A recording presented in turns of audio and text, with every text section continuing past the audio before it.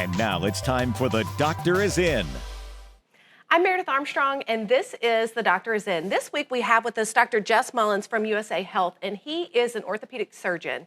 Dr. Mullins, thanks for joining us. Oh, thanks for having me. We are here to talk about bunions. People may think they know what they are or what they look like, but from a medical standpoint, what's a bunion and what causes it? Yeah, so most people know of a bunion as that growth on the end part of their big toe, and it's actually a Latin term that means turnip, but it's actually it can mean anything. It can mean arthritis. It can mean a toe deformity. Some people have gout. It can mean a bunch of different things.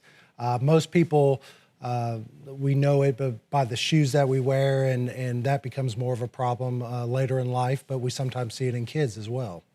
What are some non-surgical options if it's determined that you do have a bunion? Yeah, so I always like to start with conservative measures when it comes to treating people and their pain over their bunion. And so a lot of times we might try a toe spacer in between the big toe and the second toe.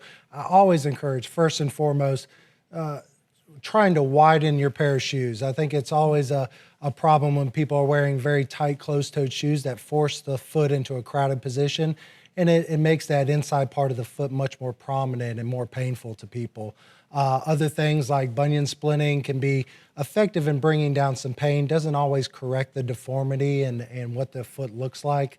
Other things like topical anti-inflammatories, over-the-counter diclofenac gel is a good option for people. So. We'll dive a little bit deeper into all the different types of surgery, but can you give us just kind of a brief snippet if surgery is an option? What does that look like? Yeah, so there's about 100 different ways to fix a bunion, and so it all depends on getting in the office and taking an x-ray of the foot and finding, I actually measure out different angles, and from that I can tell exactly what kind of procedure someone would need. A lot of times it involves cutting bones and realigning them so that the deformity doesn't come back. So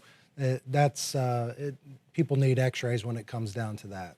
We're going to dive deeper and get some more details and look into some of these fun props Dr. Mullins brought with us. You can find him at USA Health, and we'll have more with Dr. Mullins online. So join us there for more of The Doctor Is In.